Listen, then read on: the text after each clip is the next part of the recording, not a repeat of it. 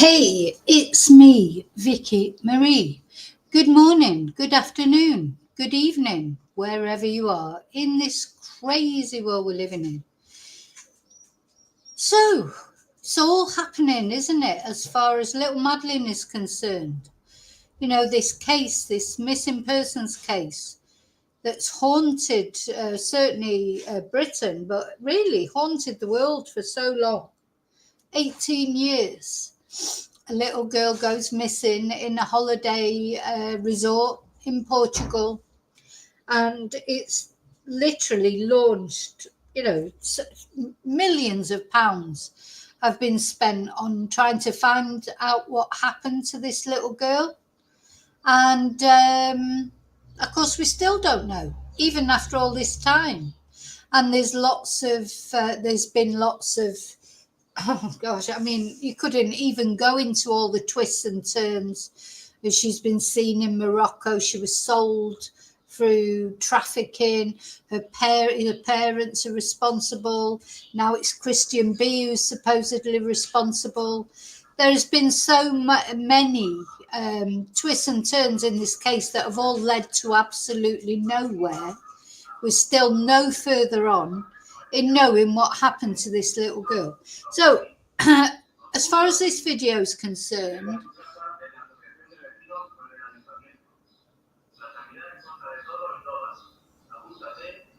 sorry, I've just listened to something going past saying something, and I was trying to work out if I could hear what they were saying. Yeah, we're no further on after all this time. Madeline's parents don't know anymore. You know, a lot of people think the parents maybe were complicit. And that's part of what we're going to do tonight is we're going to look at the very first interview they gave after Madeline was kidnapped. And this was on the 25th of May, 2007. And we're just going to have a look at this interview because when this case happened originally, I wasn't doing these true crime videos, so I didn't comment on it at all there. Since then, I have been there to Pride or Lose. And, you know, anyway, my videos are all here on my channel. You can find the playlist of when I actually went on location there, etc.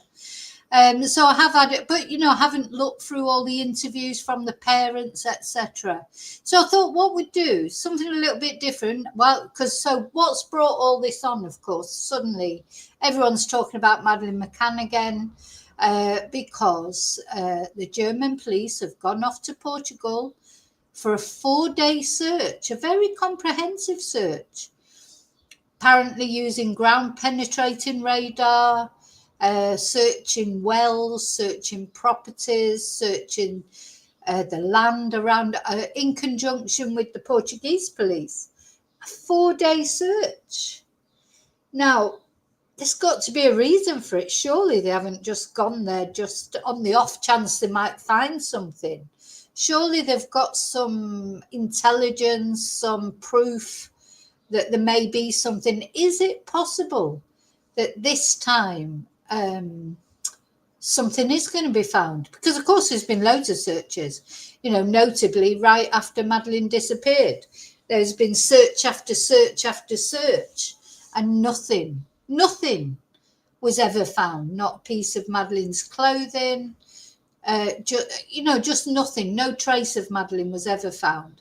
So why is it going to be any different this time, I wonder? But anyway, so that's what we're going to look at. But first of all, we're just going to look at what has brought this on. You know, what is the reason that this search has happened? And of course, the reason is because the German police have got this man, Christian B, in custody that they are convinced is the person that abducted and killed Madeleine McCann. And so they're convinced of it, but they haven't charged him yet. So presumably this search is about trying to find some evidence to make it so that they can charge him, because currently it seems like they haven't got enough evidence. But he's not going anywhere at the moment. He's in prison for another crime. It seems like he's not a very nice person, just generally. But he's due out in September time. So the people are saying things like it's a race against time. It's now or never. This is the last chance saloon for finding out what happened to Madeleine, etc. So first of all, let's just have a look at, as I say, what has brought all this on. Let me find it. And this new search, of course, started today. So the new search is underway and it brings fresh hope, but there are big unanswered questions. So this land, sparsely populated land, being searched, used by dog walkers and hikers, and is only a mile or so from where Madeleine McCann was last seen. So why have they gone back there? Because all this will have been searched at the time, of course. So, you know, they must have some information, mustn't they? That surely they're not just, surely they're not just going back there to, you know, just for the sake of it. I mean, there's got to be a reason that they're going there. Let's have a look at this video.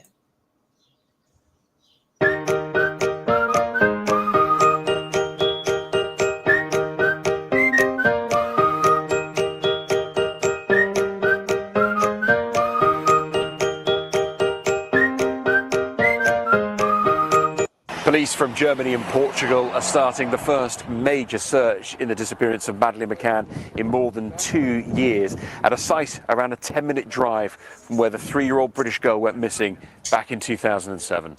Well, we understand around 20 areas in this barren, remote scrubland are being searched over the next few days.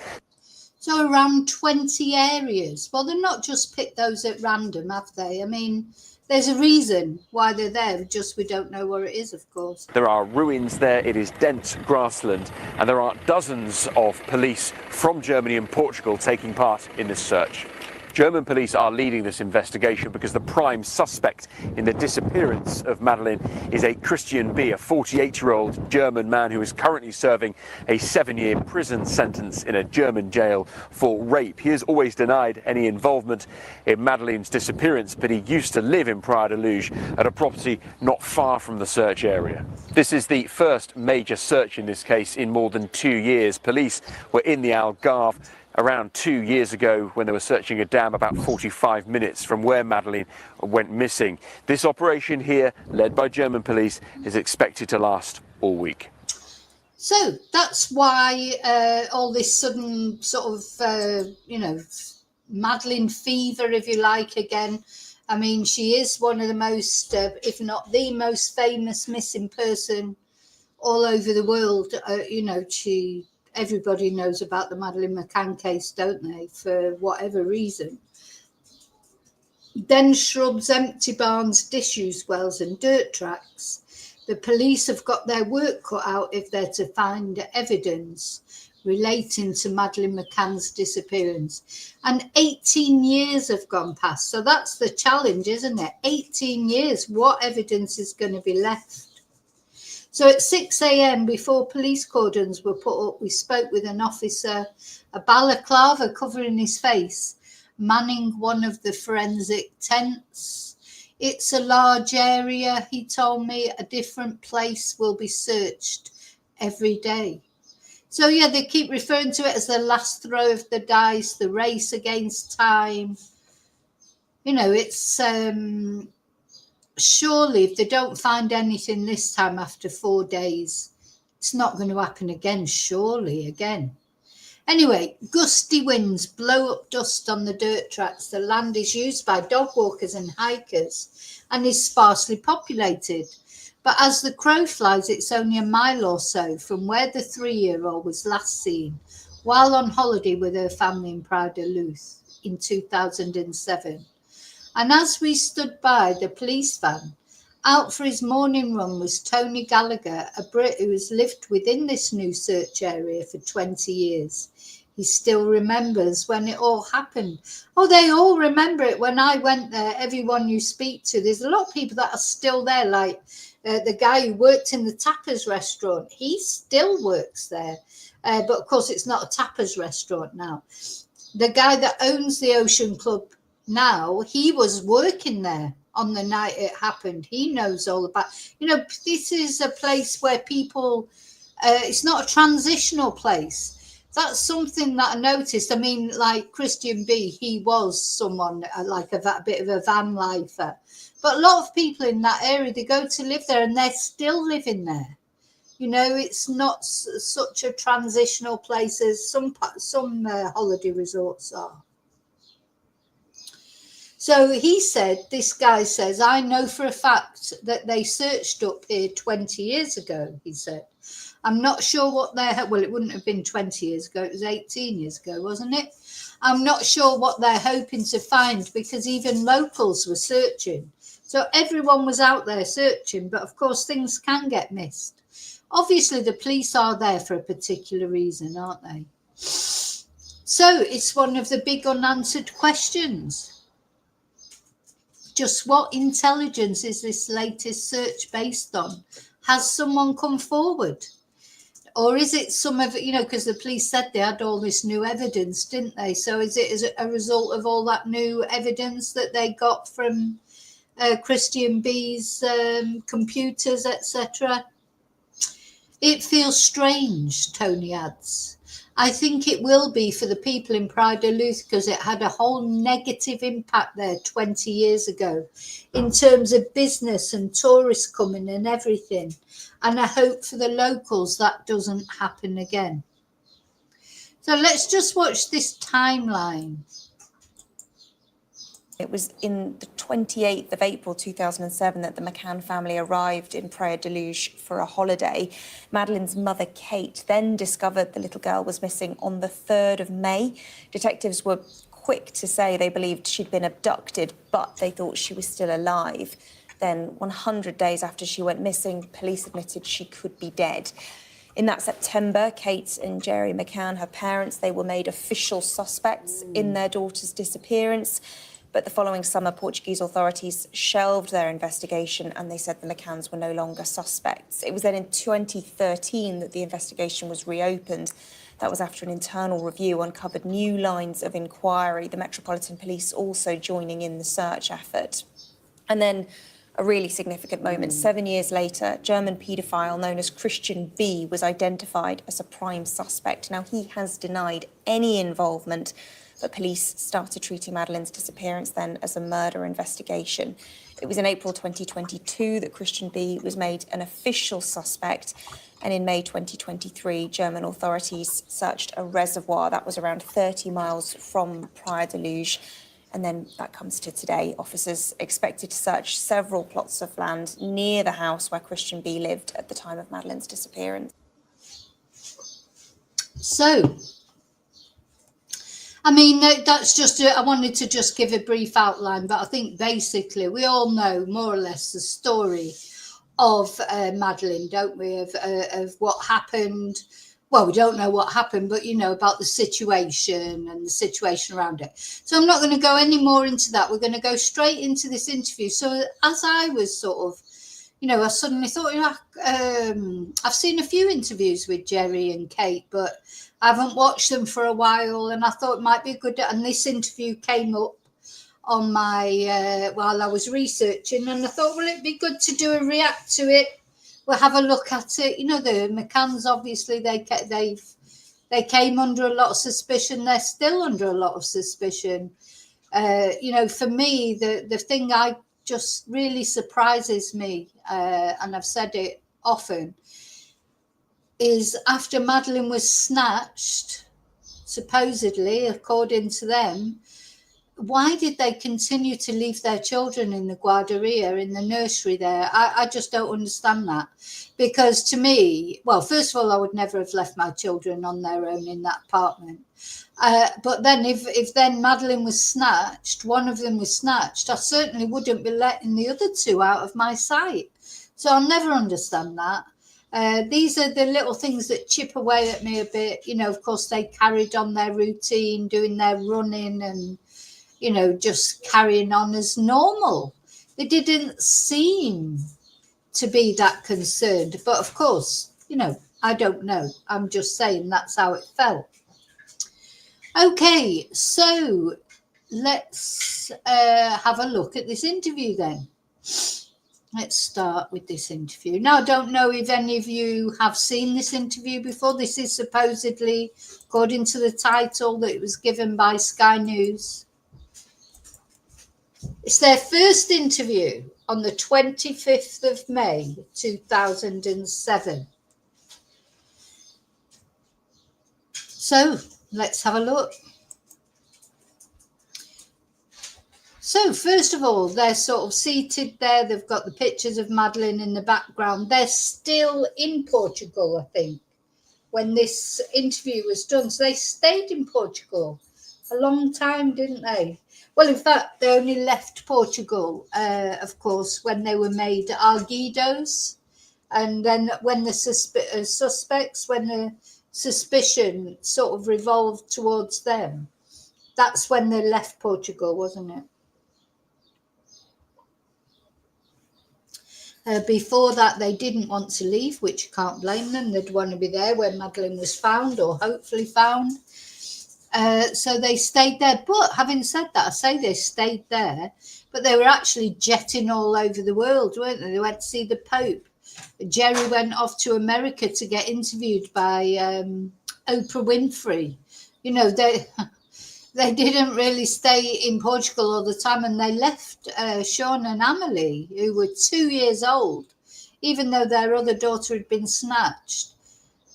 They still went off and left the twins, like with other people looking after them. And that to me, it will always, you know, it will always leave a bad taste, you know, it'll always be something that I just don't understand. You know, once one of your children has been kidnapped, supposedly, and you're still in the same place, don't forget, and they seem to think she'd been targeted, or, you know, it was something to, you know, people might have known about her being there or whatever, and they still left their children in the kids club afterwards. So, you know, that will never sit right with me. But anyway, so let's see. Very much indeed for talking to us. I'd like to begin by taking you back to the events of May the 3rd, on that evening. Tell us how you discovered that Madeleine had gone. As I think people are aware, we were checking regularly on the children. Sorry, I just want to say before we get going with this, you know, they're always, look at Gerry, the way he's looking to see what Kate is doing. And, you know, and the end of the day, they're a couple. They, you know, they're sort of obviously not careful, that's not the right word I'm trying to say. They're looking to see what the other person's going to say. They certainly seem to be a very strong couple, didn't they, in that sense? But Gerry's sort of looking almost as if he's just seeing what she's saying, you know? And it was during one of my checks that I discovered she'd gone. I mean, I can't really go into any details about that, but I'm sure any parent will realise. Why couldn't she go into any details about it? It's one of her checks. It was about 10 o'clock, wasn't it? So they'd left all the children alone in that room, 3 children under the age of 5, in that room that was miles away from where they were having dinner. No matter what they say, I know, I've been there, it was miles away. You would never leave your children there. You won't think about it. And it wasn't in the complex. It was an apartment outside the complex, up the road, round the corner. And to get to it, you had to go out onto the road. You couldn't go straight to the apartment through the complex. You had to go out of the complex, walk up the road, past a couple of roads, turn left, and it was out of sight, out of everything. So, you know, that's a lie that they told, is saying that it was just like having dinner in your garden. But only if you live in Buckingham Palace. It was nothing like having dinner in your garden. There's no way in this world I would have left those young children, maybe older children, you know, like maybe 10, who could, you know, come to the window. And of course, in today's day and age, people have, you know, phones, don't they? That, but we just have to remember how little they were. 3 children, ages 2 and 3. You know, these were not like older children. So, and then they've never apologised for that, you know. That's the other thing that bugs me a little bit. Like, they've never said, oh, we should never have left them alone. They've never said that. They've always tried to justify leaving them alone. No, haven't they? They've never said that it was the wrong thing to do. Is how that felt. Did the panic set in immediately? Yeah, pretty much. This is a resort that offers childcare facilities, babysitting facilities. Why then were the 3 young children left alone in the apartment while you were having a meal? I think if you know the location here, which you've seen... She doesn't know what to say. She doesn't know what to say there. That was, you know, he asked the question that everybody was, and Kate doesn't know what to say. So you see, Gerry will come in now and justify what they did instead of just saying, oh, we should never have done it. It was a big mistake. They never acknowledged that. And Gerry's going to come on now and say, oh, if you knew the resort. Well, I know the resort. I've been there. No, I wouldn't leave my children in there. And everywhere you go, all the restaurants and that, there are people take their children with them. That's what they do in Portugal. They don't leave their children home alone in apartments miles away from where they're dining. Now, Kate knows it. Look at her face as she's looking over to the side. She's thinking about it. She doesn't know why they did it. She doesn't know what to say. So Gerry jumps in. I mean, I think if you know the location here, which you've seen, what we did, I think, and we've been reassured by the fact in the thousands of messages from people. Oh, thousands of messages from people telling them, yeah, it was fine what you did. You know, to me, they are other negligent parents then. Is anyone going to say, I don't know anybody who would say that what they did was fine. So, but Gerry's determined he's not going to say that, you know, this is besides whether they did anything to Madeleine or not, or whether she died in an accident or blah, de, blah, de, blah, de, blah, de, blah. He will not acknowledge fault. And what kind of people don't acknowledge fault? Narcissists. You know, instead of saying, you know, when we look back now, it was crazy to do it, we shouldn't have done it. But they did it, and they're supposed to be, doctors. He's a surgeon. She's a doctor at the time. I don't know what, I think now I don't know what they're doing now. But, he's supposed to know better. And what he's saying is, it was fine what they did. Yep, all of you. Any one of you out there, if you've got like 3 children under the age of 5, just leave them in the house and go off to the pub next door or whatever. You'd be fine. Everything will be fine. Who've either done exactly the same or said they would have done the same. And no, they wouldn't. For us, no, they wouldn't. It really wasn't very much different to having dinner in your garden and the proximity. Well, I'm telling you what, he must have a big garden, that's all I say. As I say, his garden must be Buckingham Palace, because I've been there, sat in that restaurant and tried to look at the apartment from where I was. You can't see the apartment, you can see the window, but you can't see, you wouldn't be able to see if anyone went in there, came out of there. You wouldn't be able to hear if one of the children were crying. It's miles away. It's miles away. It's disgusting what they did. That is, regardless of what you think happened after that, whether it was them, whether it was Christian B, whether it was anything else that actually responsible for the disappearance of Madeleine, the fundamental thing that they have never, ever acknowledged is that what they did was wrong. And I cannot believe that the media in general, the mainstream media, always backs them up. 100%. If that would have been someone from a council estate, a single parent, leaving their 3 children there, what would the headlines be in the Sun? It'd be like, benefit mum leaves her children in an apartment, one gets kidnapped. It'd be like, be the most terrible thing that anybody ever did.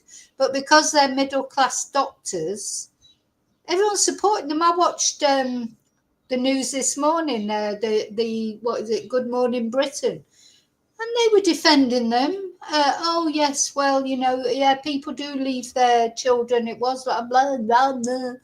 Shouldn't be left. They should never have been left, and they should acknowledge that. Proximity of the location. I think it's fair to say that, you know, the guilt that we feel having not been there at that moment, irrespective of whether we had been in the other bedroom or not, will never leave us. Do you blame yourselves regularly? Certainly the first few days. See how they sort of pass over as well. I think it's quite strange that. So she didn't know what to say when he said, do you think that was right to leave the kids there? And Gerry took over that.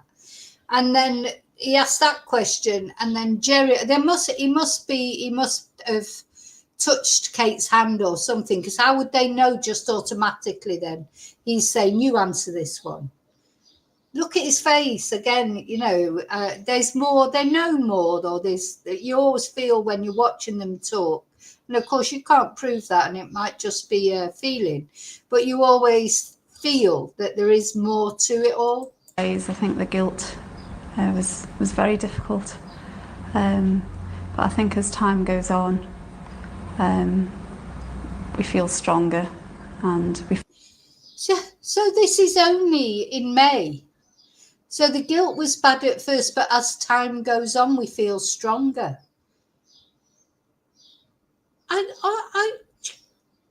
Do you imagine how you'd feel? Your 3-year-old daughter, you don't know where she is. She could be with a PDF. She could be been trafficked. Anything could be happening to her. And it's only a couple of months, and then suddenly it's like, you know, we're stronger. So, you know what? You'd still be a complete wreck, wouldn't you? Well, I don't know. Maybe I'm too emotional, whatever. I don't know. But see, again, Kate gets this far away look in her eye. Kate's thinking about something that she's seen there. See, I feel like these parents were at rest mentally, because they knew she wasn't being molested somewhere, because they know what's happened to her. That's personally what I think. Because I think if you didn't know, you know, this early on after it had happened,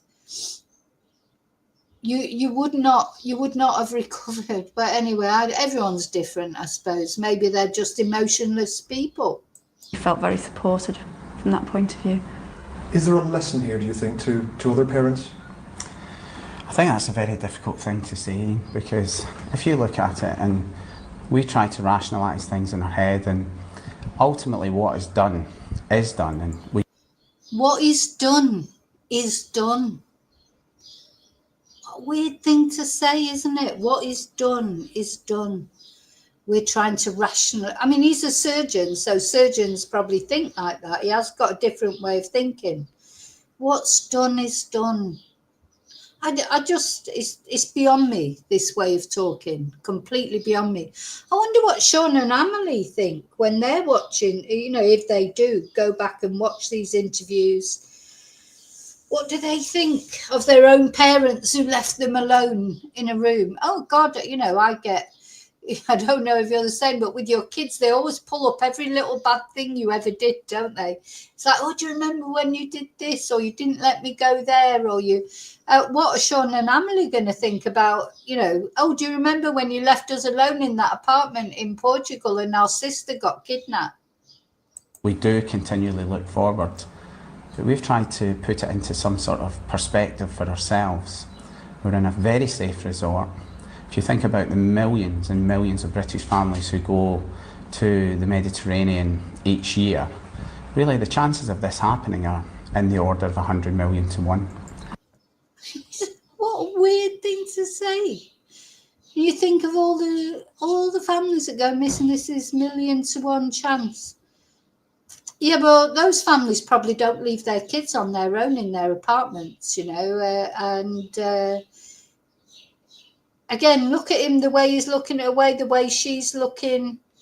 you can see why people suspected the McCanns and still do. And, I'm a bit sort of on the fence with it. There, as I said earlier, there are things that I just cannot understand that they did.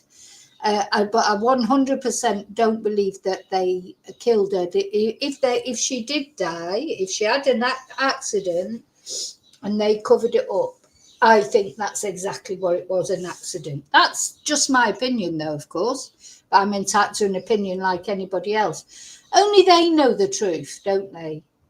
Only Gerry and Kate really know the truth, and they've got to live with it one way or another.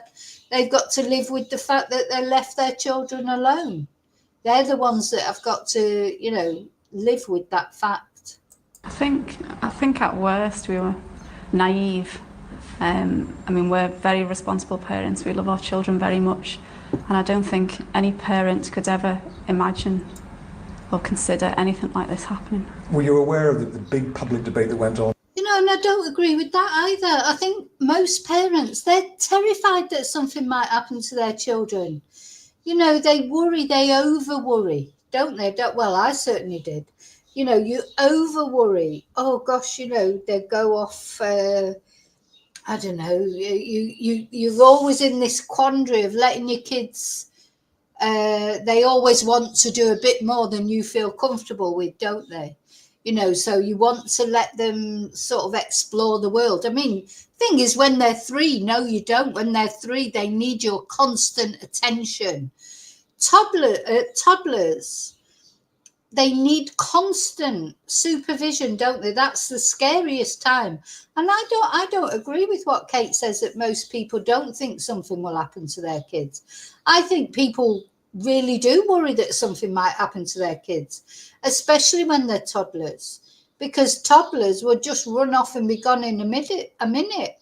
They can be literally gone in a flash. They move so quick. Once they learn to walk, and I always say you spend the first sort of year or so of their life trying to get them to walk and talk, and then the next 3 years trying to stop them walking and talking. Because once they've learned to walk and to run, they move so quick. And they think it's fun, don't they? So they'll run away from you. They run into the road. They'll run over, fall into a canal or fall into the water, because it's a game to them. When they get a little bit of freedom and that's it, they start running, they're all excited, aren't they? They're getting away from you. They think it's a game. So no, I don't think that's true at all, Kate. I think most people with kids that age, it's different when they get to 9 or 10, maybe you would think that it wouldn't happen to them because they're older and they're more capable of looking after themselves. But 2 and 3 years old, you would think that nothing could happen to them. I don't agree with that. I think when your kids are 2 and 3 years old, it's a non-stop worry of making sure they're safe. Anyway, I'm sure you'll all let me know what you think. On in the immediate aftermath, and were you hurt by that? Yeah, no one hurts you as much as the hurt that we had. But, we've tried to remain very positive in our outlook. And even small levels of criticism make that hard when you're trying to do everything in your power to get your daughter back. Yeah. Oh gosh, I shouldn't say it, because do you know what? So let's see. What do you think that they might find Madeleine in these 4-day search, and it might be confirmed that Christian B is in fact the person who did whatever to Madeleine? The Gerry, right? Do you know the first time I heard about this case? I was living here in Spain, and it was on the radio. I must have been listening to the radio, and Gerry was speaking, and I remember literally the hair stood up on my neck when I heard his voice. I couldn't even see his face. I was listening to it, and I thought, I didn't know what it was about or anything. I was just, when you've got the radio on in the background, and I just had the news on, and it's probably Sky News as usual. I was probably just listening to it on the radio or something. And the hairs on my neck literally stood up the first time I heard him speak. Don't know why, just his voice. There's something sinister about Gerry. And I'm sorry, maybe he isn't sinister at all. But I thought, oh my God, who is that speaking? What they're talking about? Just like I got this real spidey sense, weird feeling. And then, of course, that's when I found out about the case. And I've probably been a little bit prejudiced because here in Spain, all the news outlets, you know, they don't mince their words here in Spain. Well, certainly then at that time, they didn't seem to have to worry about accusing somebody of something. All the Spanish media was accusing the parents. That was all they were talking about all the time. It was the parents had done something. You know, they were at that bloody Portuguese church filming, saying all sorts of things. That was when I first heard about it. So I suppose that I got like the Spanish version of it, or and yeah, right from day one, they were saying that Gerry and Kate were responsible. But, you know, there is something sinister about Gerry. I'm sorry, there is something sinister about him. And maybe he's not sinister, maybe it's just his way. But I think he's quite sinister, personally. I know you've been very supportive of the Portuguese police investigation, but is there anything that you feel could have been done better, particularly in those crucial first 24 hours when Madeleine was missing, and perhaps it was treated as a simple missing child as opposed to an abduction? I think, you know, we are not looking at what has been done, and I don't think it helps at this stage to look back at what could and couldn't have been done. I think it's fair to say we expected a very British style response that you would expect if you were in a big metropolitan city. But you have to put it in context that we're in a tiny resort. But, you know, that aside... yeah, there was a lot of sort of, as you know, and it is only a tiny place, a tiny village. It is really. And they sort of used that, I think. Look at Kate, she's miles away there. She's thinking about whatever there.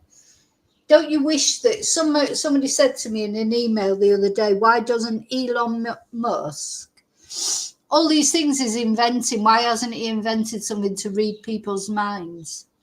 Because you watch these people talking, not only in this, in lots of cases, and you just wish you could look inside their mind. Are they telling the truth? You know, and there's all this about body language, but you know, body language really, I think, can only be understood backwards. Some people are very good liars. They can hide their body language. They can be aware of it, you know, and quite often you see these body language experts, but they're talking when somebody's been found guilty afterwards, you know, and they go, yeah, you can go back then and say, oh, when they did that look, you know, that means they're guilty. But it's very difficult, I think. You know, you can't prosecute someone on body language, can you? You can get strange feelings, but feeling is not enough to prosecute someone. I forgot my start. Oh yeah, so I do feel as well they were trying to. They thought they were cleverer than the Portuguese police. I think we see this a lot. You know, I've said it before. You can't, just because there are small police forces and that, you can't assume that they're thickos. They're not Keystone cops. You know, they do know what they're doing. I do think that the Portuguese police made mistakes in the beginning because nothing ever does happen in that place. And you know what you've got to remember is nothing's ever happened since. That's the only time that a child's been abducted, supposedly, allegedly, from that area. So that's odd, isn't it? You know, because it's not a place where children get abducted generally, but their child got abducted, apparently. Anyway, so I do think maybe the Portuguese police did it, just thought in the first instance. I don't know. I don't know. They know that. But did they, in the first instance, just think, oh, no, she'll be around the resort somewhere, you know? It's possible. But I think he's quite contemptuous, Gerry. He thinks he's better than everybody, doesn't he? The times for these lessons to be learned will be after the investigation is finished and not now. You know, it's an ongoing investigation which has huge resources both from Portuguese and the British. They're working very, very closely with lots of expert help, and I know there's hundreds of pieces of information continuing to come forward, and I would strongly like to emphasise we would like anyone who's been in here in the 2 weeks leading up to the abduction to come forward if they have not already done so and upload their photographs, because we want Madeleine back and people can still influence that. Looking back, I mean, did you see anything suspicious in the days leading up to her abduction? Did you notice anything? Have you been racking your brains to try to think whether people might have been watching? We didn't. If we did, we wouldn't tell you because... No, thinks it's funny. Yeah, if we did, we wouldn't tell you. How is it funny that? How is that funny? You know, he's so supercilious, isn't he, Gerry? You know, he's like, yeah. It may be important information, but we didn't, you know. It was such a relaxing holiday. And in fact, as a family unit, up until that night, and with the friends we were here, certainly for us, it was as good a holiday as we have had with the children up until that point. As good a holiday as we've had with the children up to that point. Yeah, because the children were in the kids' club all day. They were left in the apartment on their own all night. They never saw the children. It was supposed to be a family holiday. They didn't do things as a family.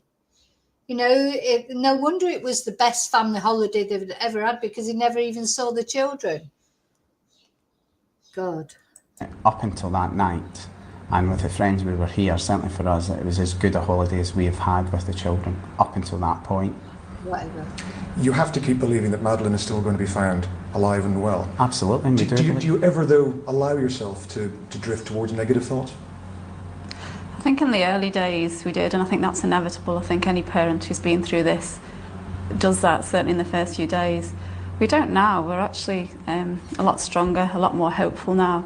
And we have to be hopeful. It's what keeps us going and keeps us focused. And what about Sean and Amelie? What have you said to them about their big sister? They're really good. I mean, they're at an age really where they're still quite young, and I guess it hasn't had the same impact on them as if they were a little bit older. They do talk.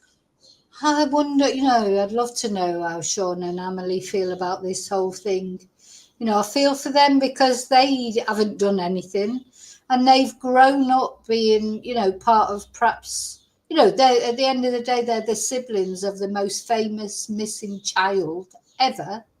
And they've got all this. I mean, I wonder how it dawned on them. I mean, I'm sure, knowing what kids are like, I'm sure children at school said things to them.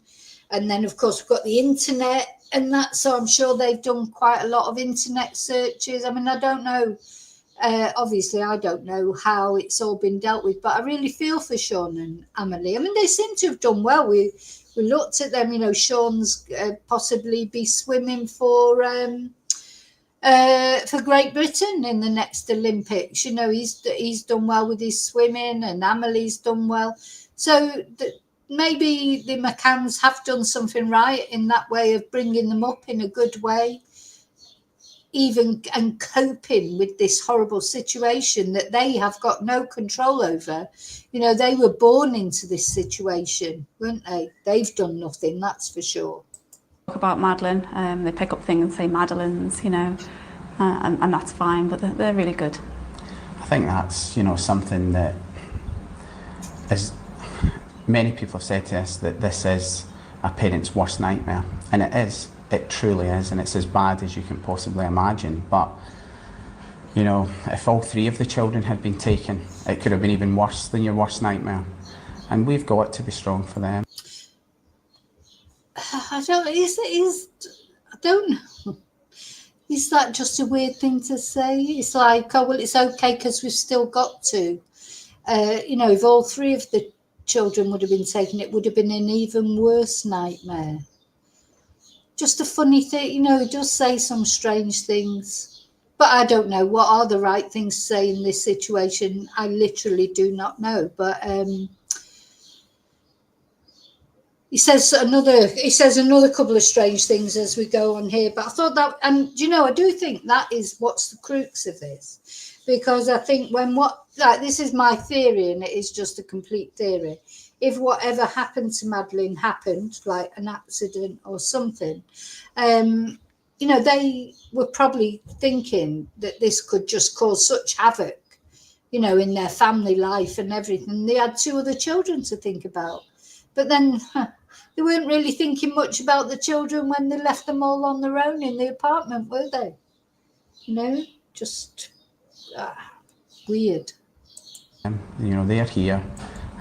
They do bring you back to earth, and we cannot, you know, grieve. One, we did grieve, of course we grieve, but ultimately we need to be in control so that we can influence and help in any way possible. Not just Sean and Amelie, but the investigation. And because of them, the day may come when you have to leave here and go back to the UK. I know you've got no plans to do so at the moment, but how do you think you're going to feel if that day comes and you have to go to the airport and fly back? I can't think about that, Ian, to be honest. I can't think about going home without Madeleine. So. I notice you've got Madeleine's cuddly toy with you as always. How did that start, and what comfort does it bring you? So, of course, this time they weren't thinking of going home. They were still in Portugal. They soon went home when they got made suspects, didn't they? But at this time, it's like, oh no, we're staying here. But as I said earlier, they weren't really staying there because they were jetting off all over the place and leaving their 2 kids with other people to look after them, even though they'd already had 1 kid abducted. Right, I'll be back in 2 seconds. I'm going to let the video play. I've just got to go into the kitchen a moment. I'll be back in a sec. Where did it come from? Or? No, how did the idea come to just have it in your hands all the time? Well, it's something that Madeleine has with her every night. And if she's upset or not well, then she has Cuddle Cat. And so it provided me with a little bit of comfort. It's something of Madeleine close to me. This is International Missing Children's Day. I mean, I guess Madeleine's had more publicity than just about every missing child in the world put together. I'm sure you're very grateful for that. Why do you think it has provoked such enormous public support, of which I don't think we've ever seen before? I think there's a conglomeration of circumstances that have come together in this situation. The fact that we're on holiday, very safe resort, recognised for that. And of course, the world has changed in terms of information technology and the speed of response, you know, in terms of the media coming here and us being prepared to some extent use that to try and influence the campaign. But above all else, it's touched everyone. Everyone. You don't have to be a parent for this to have a major impact on you. And I think it's also been very, very important. Hey, Mud Fossil, sorry. So I'm going to go back to the Cuddle Cat, actually, because that's, I think, relevant, isn't it? A lot of people were suspicious because Cuddle Cat, which is supposedly Madeleine's favourite toy, Kate was walking around everywhere with it, but she washed it, didn't she? She washed it. And, you know, I've got to say, I know I brought one of my dad's jackets to Spain when my dad died in Manchester, and I went over there for the funeral, and his like sleeveless sort of jacket thing that he used to wear in the garden, I brought it home here with me to Spain. It's still not been washed. I wouldn't have dreamt of washing it. Why would I wash it? You know, because it's like, I mean, you know, this is quite a few years ago now, so it wouldn't have any trace perhaps of him on there now, but you know, they certainly wouldn't have. I wouldn't have brought that jacket back here and washed it, because it was lovely to snuggle into it and know that my dad had worn that in the garden. That was his favourite thing, gardening. You know, you wouldn't. Why would you wash it? Something that Madeleine has with her every night, and if she's upset or not well, then she has Cuddle Cat. And so it provided me with a little bit of comfort. It's something of Madeleine close to me. This is International Missing Children's Day. I mean, I guess Madeleine's had more publicity than just about every missing child in the world put together. I'm sure you're very grateful for that. Why do you think it has provoked such enormous public support, of which I don't think we've ever seen before?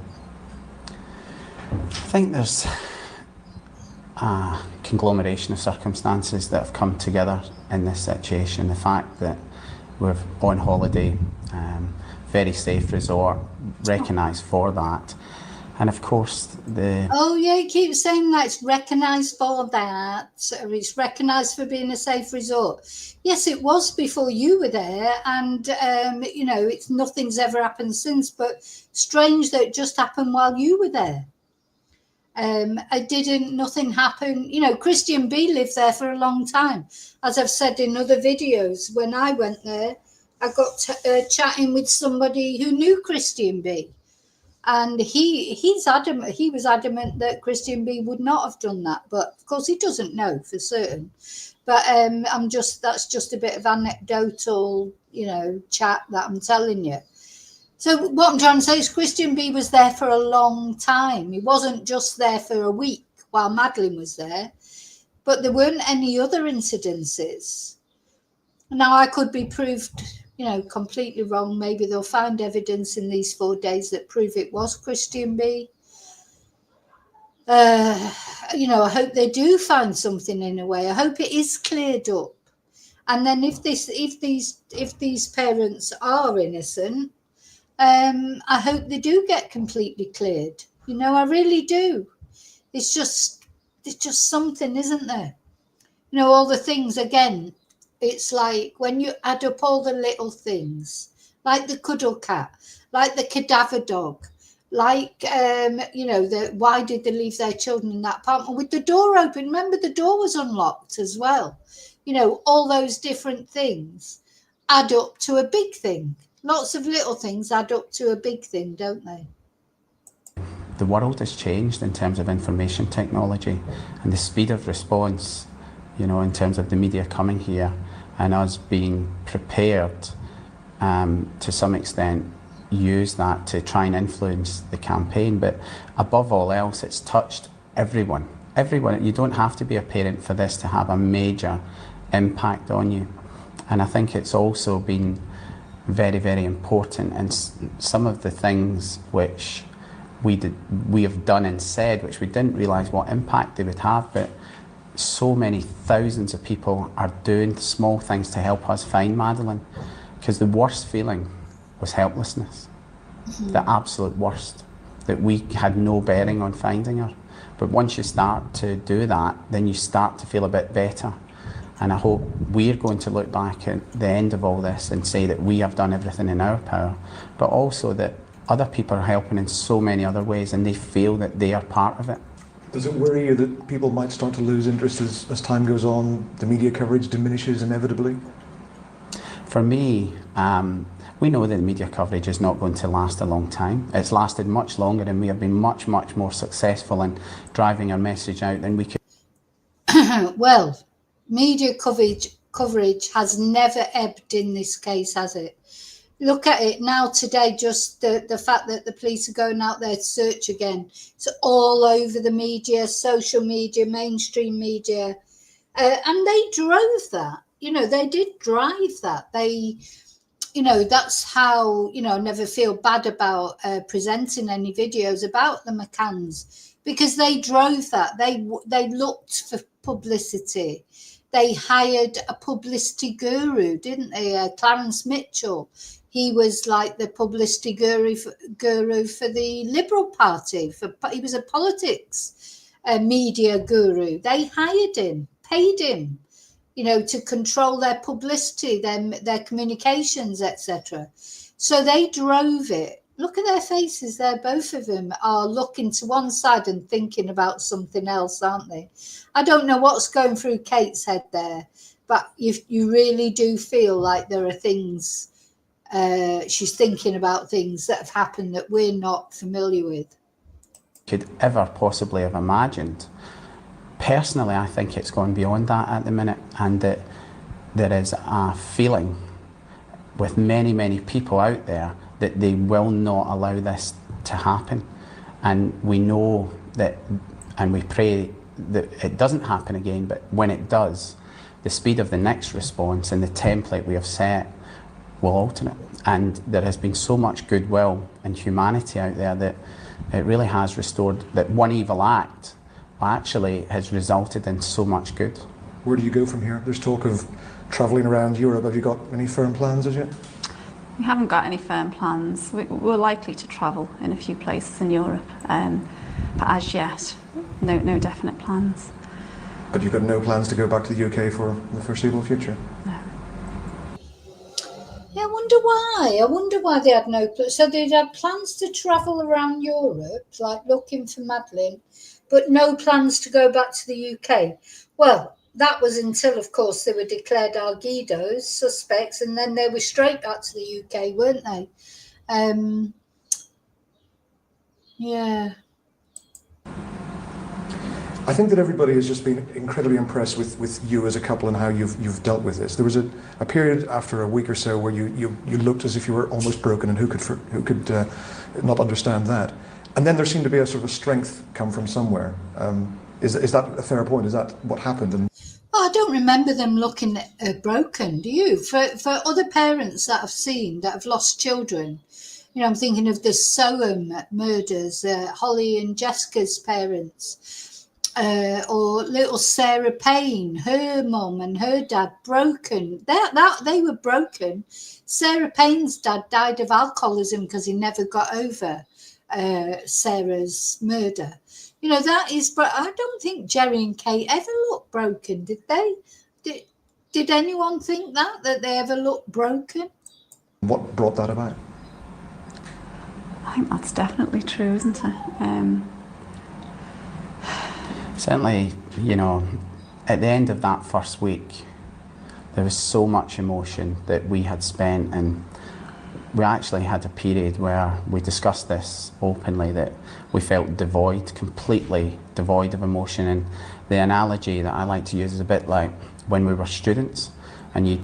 Oh, wait till you hear this analogy of what it's like. So, you know, people trying to describe like their emotions and how they feel. This is Gerry's analogy.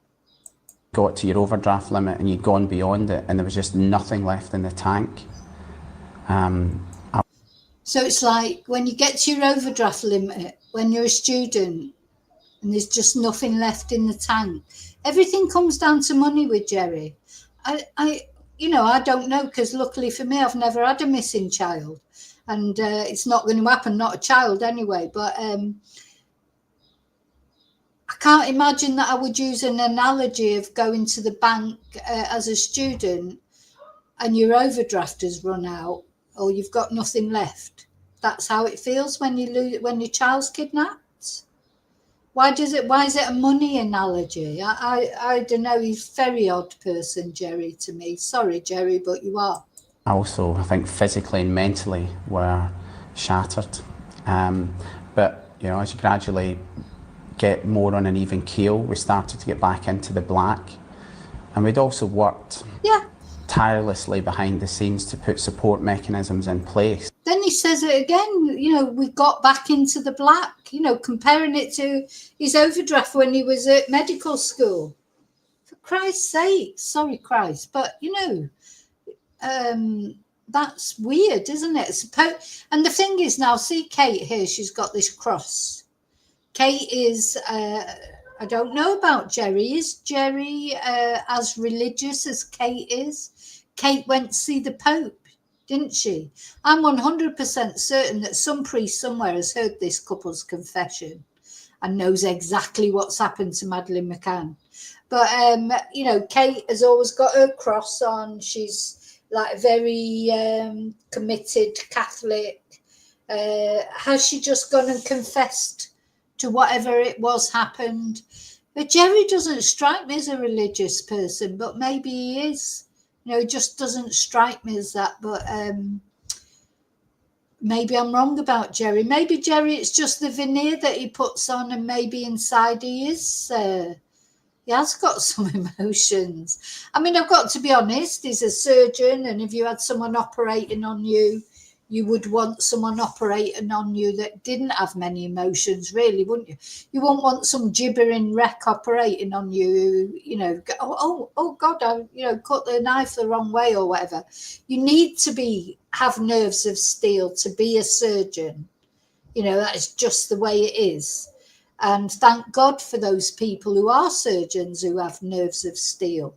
So maybe that's just it. It's just Gerry's way because of what he does for a living. Including our legal team, the response with the fund, which was really driven by offers rather than us thinking that we needed it.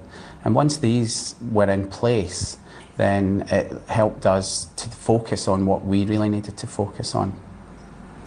Well, everyone who's watching, who's been following Madeline's case over the past 3 weeks, just wishes you all the best. Thanks very much, Gerry. Thanks very much. Thank you very much. Thank you. So, yeah, that was it now. I mean, there's loads of interviews, obviously, that they've done over the years. I mean, the thing is, I wonder how they feel about these searches. Gerry and Kate, thanks very much indeed for talking. Because, of course, it's brought it all up again, hasn't it? You know, and, you know, it is an ongoing nightmare for them, and it would be awful. You know, if they have had nothing to do with it,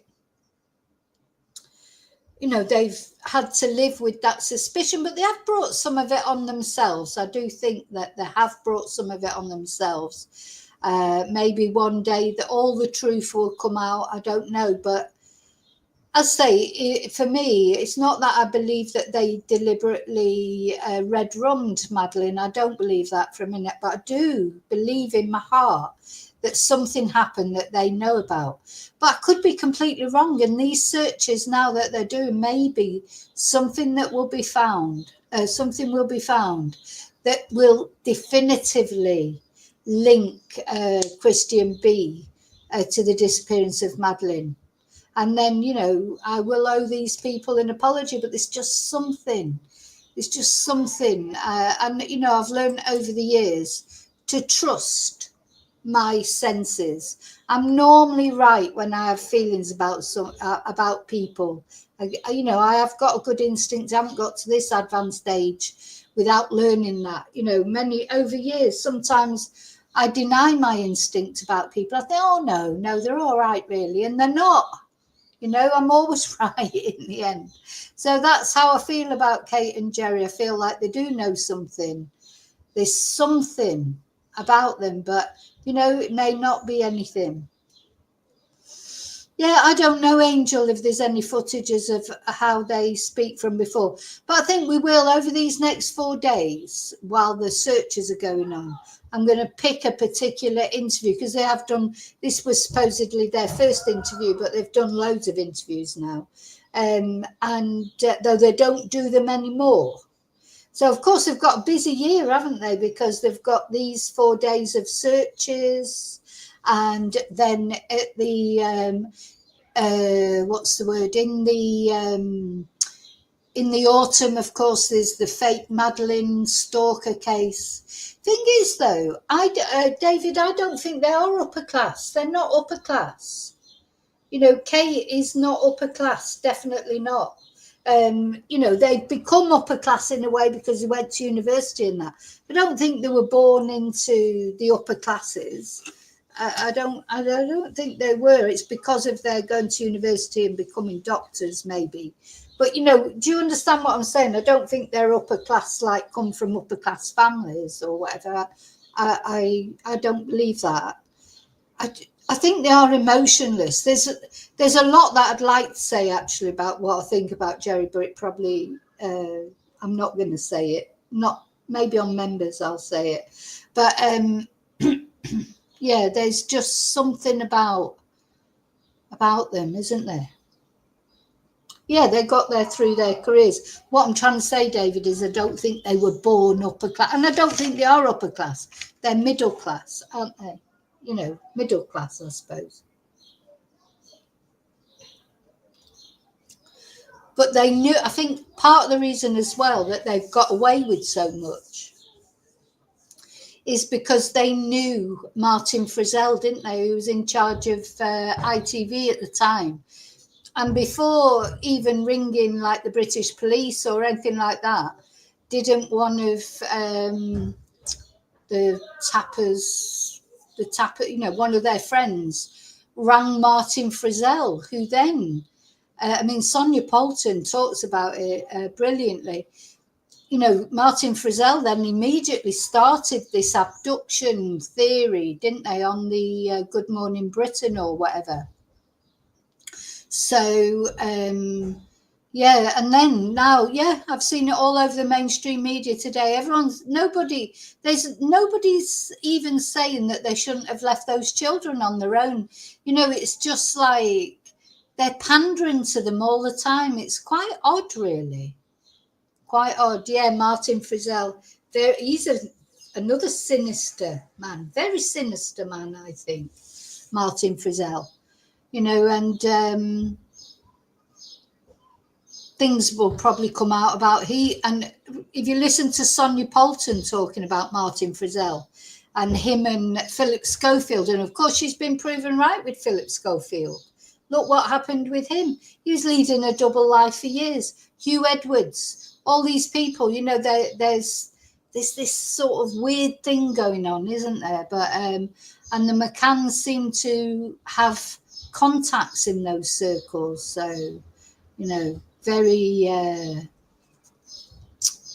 the thing is, you could go down this rabbit hole, couldn't you? There's so much in there and so much to investigate, but you know, you just go round in circles, really. This is what we need in Madeline's cases. We need evidence one way or another, something like a little body, or, you know, some clothes or something. Nothing was found of Madeline's, was it? And Madeline must be somewhere, whether it's Christian B who abducted her, or whether it was something the McCanns did, or whether it was somebody completely different. You know, people talk about Clement Freud and that, what's his name? Murat, was it, the guy there? Whoever did it, Madeline has to be somewhere. The thing is, it just be a tiny little body, easy to hide, really, and difficult to find. Bodies are hard to find when they're adult bodies, aren't they? So, you know, very... No mud fossil. I don't think Christian did it either, but if something is found, we'll see. But so 1 day down now. So the search is going to last 4 days, apparently. 1 day's gone. Got 3 more days to go. We'll see what happens. I know you can't believe that she will be found, David. It seems unlikely, doesn't it? It seems unlikely, but like you say, we hope we're wrong. Because, you know, who deserves it? You know, of course, the parents, if they haven't had anything to do with it, they deserve to know. But the person who deserves it most is Madeline. Little Madeline deserves to be put to rest properly, not just left wherever she is. And also, her siblings deserve to know what happened to their big sister. You know, what happened to her? They don't deserve to be always known as the siblings of the most famous missing person case in the world. Madeline does not deserve to be always remembered as, you know, just this child who was snatched or possibly killed by her parents, or maybe an accident. You know, she deserves it, and her siblings deserve it, because they are the completely innocent parties in this. And Kate and Gerry, if they didn't know what happened to Madeline, they are guilty of leaving their children alone in the first place. You know, if something happens to your children, if you look at a case of Jamie Bulger. Now, Jamie Bulger, his mum, was, you know, there with her son, Jamie. She just literally took her eyes off him for a second and he was gone. She didn't leave him at home in an apartment on his own. Do you know what I mean? It's like, you know, it's a whole different situation. They are guilty of negligence, whichever way you look at it. They left those 3 children alone in that apartment. 3 tiny children, and they're guilty of that, if nothing else. So,